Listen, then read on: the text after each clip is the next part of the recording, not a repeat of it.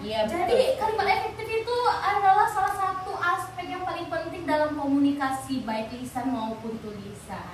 Jadi di zaman sekarang itu sangat krusial orang-orang menyampaikan pesan lisan maupun tulisan itu. Jadi kita itu sangat sulit memahami. Namun kita tuh sering merasa kesulitan ya kan kalau misalnya menyampaikan secara efektif, pasti ada yang berbelit-belit atau terulang-ulang kembali. Disinilah kita akan membahas tentang kalimat efektif tersebut. Iya.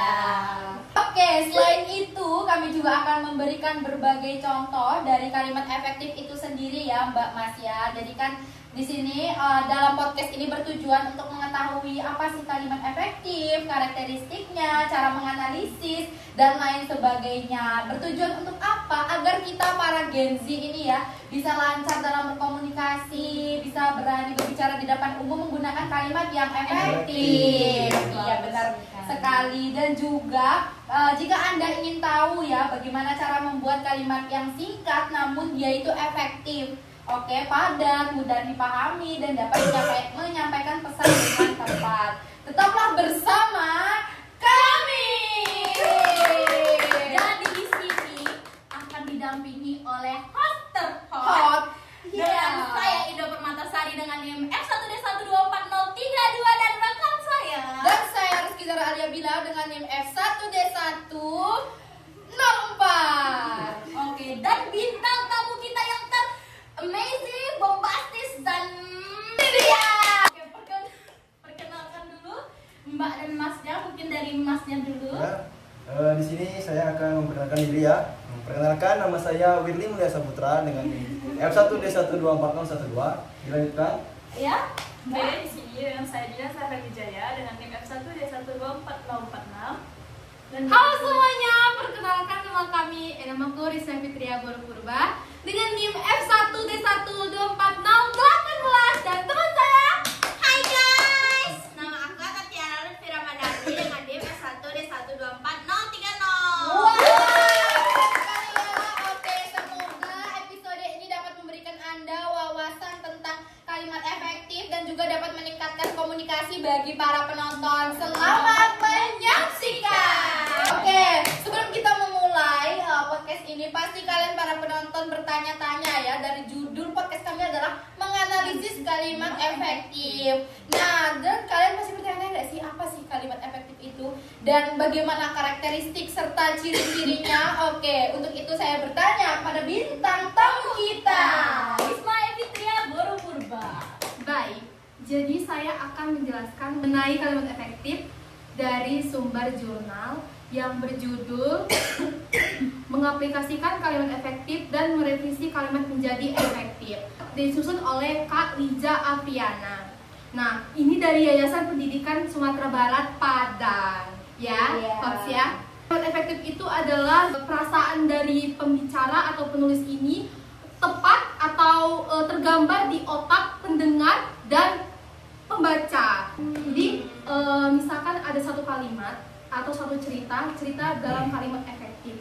Nah itu tergambar di otak sang pembaca, sama seperti si penulis yang menceritakan. Mudah dipahami. Iya, mudah dipahami. Jadi begitu ya penonton. Jadi itu kalimat efektif itu ialah kalimat yang gagasannya itu sama dengan pemikiran sang pembaca. Ya, jadi Mbak Fitria, apakah orang yang bisa baca pikiran orang itu menggunakan sebuah cara, yaitu menggunakan kalimat efektif? Apakah Tidak juga. Mbak, saya mau tanya dong, bagaimana sih ciri-ciri karakteristik kalimat efektif itu, Mbak? Nah, ada banyak ya teman-teman. Ciri-cirinya itu ada 6.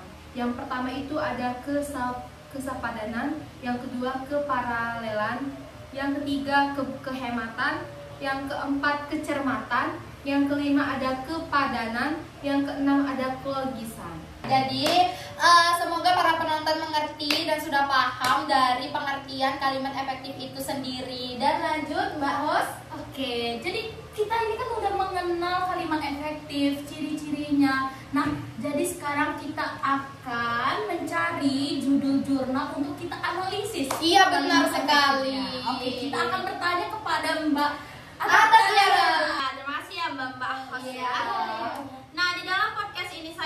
mengambil judul judul jurnal yang berjudul Pengaruh Penggunaan Kartu Debit dan Uang Elektronik atau e-money terhadap pengeluaran konsumsi mahasiswa. Ini jurnal ini ditulis oleh Laila Ramadhani. Oh, Mbak, Ya. aku mau tanya, kenapa Mbak mengambil judul jurnal tersebut? Nah, dikarenakan di kalangan mahasiswa sekarang, yaitu Gen Z seperti kita, kita kebanyakan menggunakan elektronik ya, Mbak. Mbak menggunakan elektronik, Mbak? Pasti. Apakah Mbak menggunakan QRIS, Mbak? pasti. Gimana QRIS ya? ya? Dimana QRIS ini sesuatu teknologi terkini ya yang kita gunakan sebagai mahasiswa, ya, Mbak. Di sini kita akan menganalisis ya, dan Iya. dianalisis oleh Mas dan Mbak. Tapi sebelum itu, Mbak ya, dari penjelasan Mbak Lutfi tadi, apa sih biasanya kan kita mempunyai tantangan ya? Iya. Nah, tantangan anak Gen Z memakai QRIS itu apa sih, Mbak? Biasanya tantangan anak Gen Z itu kalau kita ke toko-toko jadul, Mbak, Iya. seperti toko-toko orang Cina ya, Iya. kan jarang tuh yang menggunakan QRIS, Mbak. Jadi itulah tantangan kita. Oh. Sebaiknya kita tuh cashless juga. Oh iya, Iya. benar sekali. Oke, lanjut Ya, terus. Oke, jadi di sini kita akan menganalisis kalimat efektif yang akan dianalisis oleh Mas Wirly dan Mbak Dina. Di sini sebelum kita menganalisis, ada baiknya kita harus tahu dulu tips and trick supaya bisa menganalisis kalimat efektif tersebut. Dari jurnal yang kita dapatkan dari Mbak Tiara Lutfi Ramadhani. Iya, benar sekali ya. Yang pertama-tama, perhatikan struktur kalimatnya. Kalimat efektif memiliki struktur yang sepadan dengan gagasan yang ingin disampaikan. Pastikan kalimat memiliki subjek dan predikat yang jelas dan gunakan kata hubung dengan tepat. Yang kedua, perhatikan penggunaan kata-kata. Karena hindari penggunaan kata-kata yang tidak perlu atau berlebihan. Pilih kata-kata yang paling tepat dan relevan untuk menyampaikan pesan. Yang ketiga adalah perhatikan kesejajaran bentuk. Kalimat efektif memiliki kesejajaran bentuk kata yang digunakan. Perhatikan kelogisan kalimat dengan ciri-ciri yang telah disebutkan oleh Mbak Risma. Kalimat efektif menyampaikan informasi yang secara logis, sehingga susunan informasinya dapat dilangsung dengan cerna dan sesuai dengan nalar. Perhatikan kejelasan makna. Kalimat efektif memberikan informasi secara jelas kepada pembaca atau pendengarnya, sehingga tidak memiliki potensi bermakna ganda. Kepada Mbak Dina, kami persilakan untuk menjelaskan.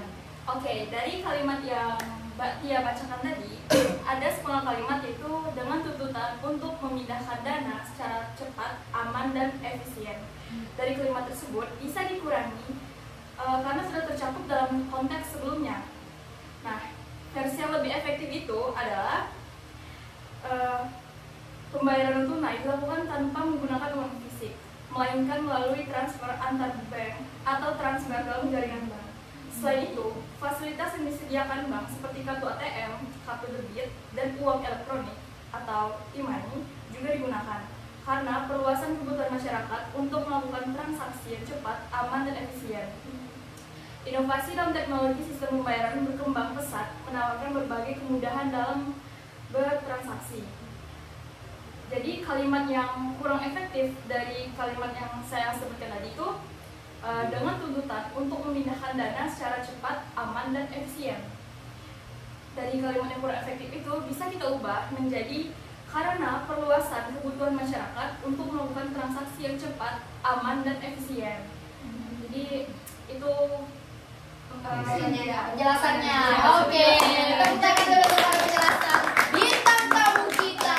Jadi setelah dijelaskan tadi jadi lebih mudah dipahami. Iya, dan juga konten ini bisa bermanfaat bagi para penonton ya, sebagai konten pendidikan juga ya Mbak Masya.